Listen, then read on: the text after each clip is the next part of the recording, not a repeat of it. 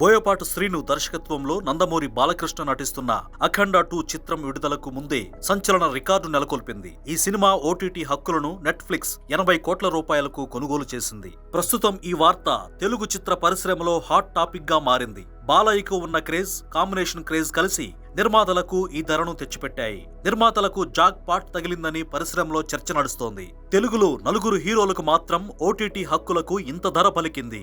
Shooting, dubbing పనులను ముగించుకున్న ఈ సినిమాకు ప్రస్తుతం గ్రాఫిక్స్ పనులు శరవేగంగా జరుగుతున్నాయి. బాలయ్యకు తొలి పాన్ ఇండియా సినిమాగా అఖండ 2 నిలవబోతోంది. తెలుగు, తమిళ, కన్నడం, మలయాళం, హిందీ భాషల్లో విడుదల చేస్తున్నారు.